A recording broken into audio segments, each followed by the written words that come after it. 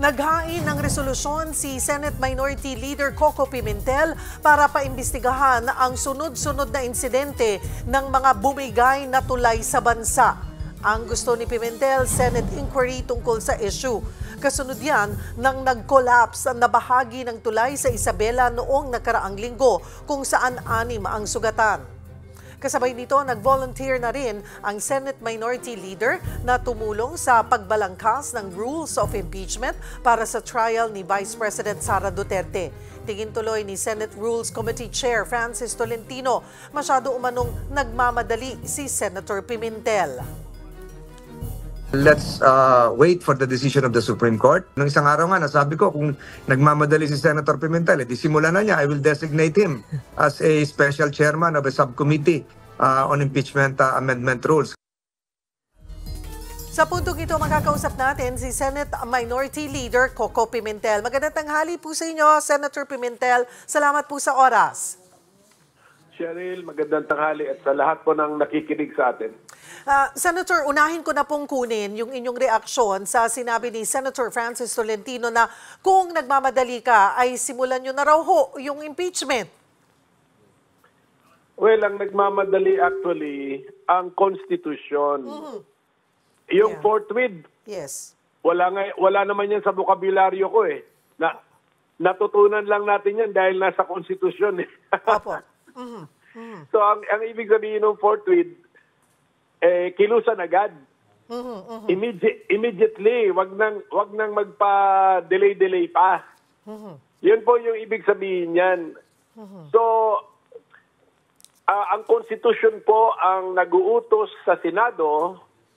So, lahat kaming 23 na senador ngayon, dapat yan ang aming nararamdaman.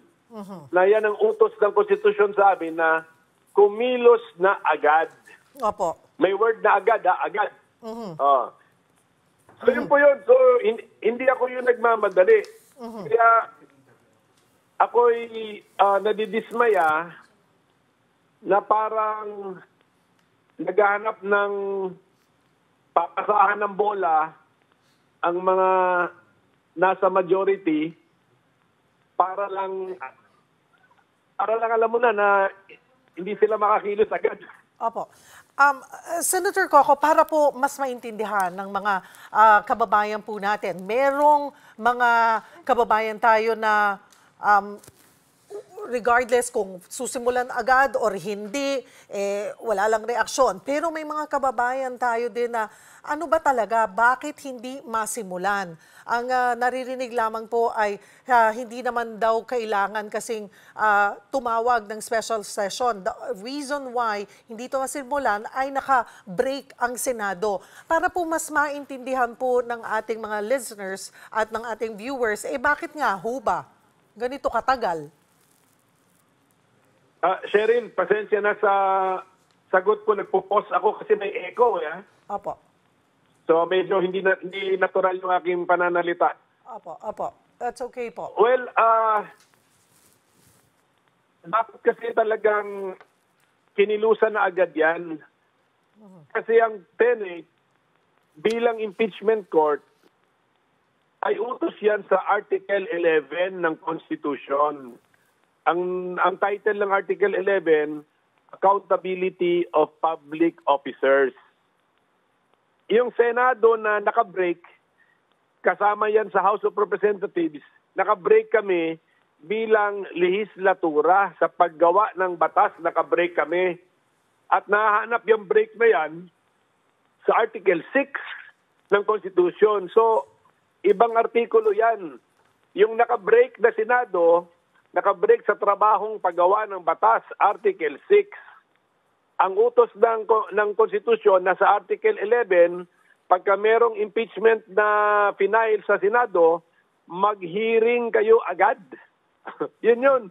So, iba po ang ating legal basis. Kaya ako'y parang nadidismaya at disappointed sa English dahil hindi ko maintindihan bakit pati yung pagdisenyo ng Constitution na hiniwalay nga yung trabaho na yan Senado bilang tagagawa ng batas, Article 6. Senado bilang impeachment court, Article 11. Hindi ba nila alam yun? Hindi ba nila nakita yun? Ang dali-daling tignan. Ibuksan lang yung Constitution, kita mo na eh. Nananawagan ang Makabayan Bloc lawmakers sa lahat ng sektor ng lipunan na hingi ng accountability at tanggihan ang anumang pagtatangkang ipagwalang bahala ang impeachment process.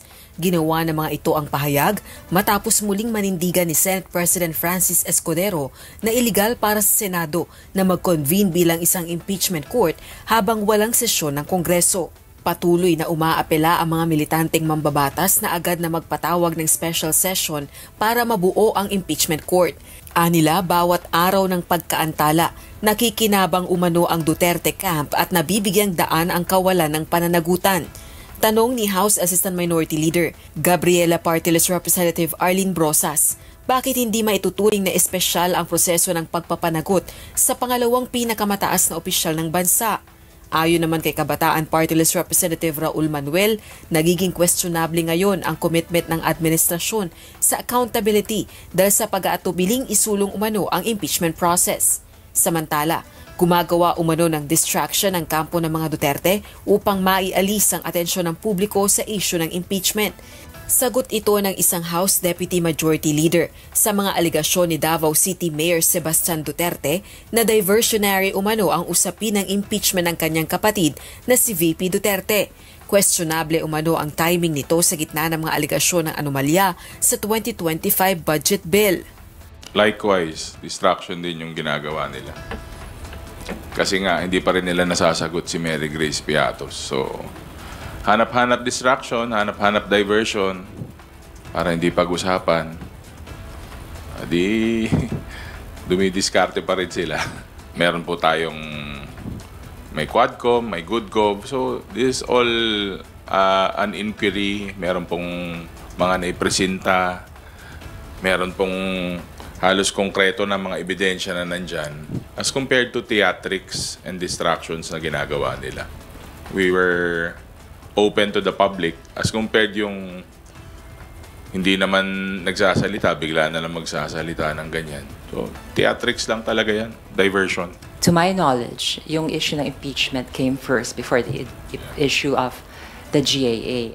May mga nakahain ng petisyon kaugnay ng 2025 budget sa Korte Suprema, gayon din sa issue ng impeachment.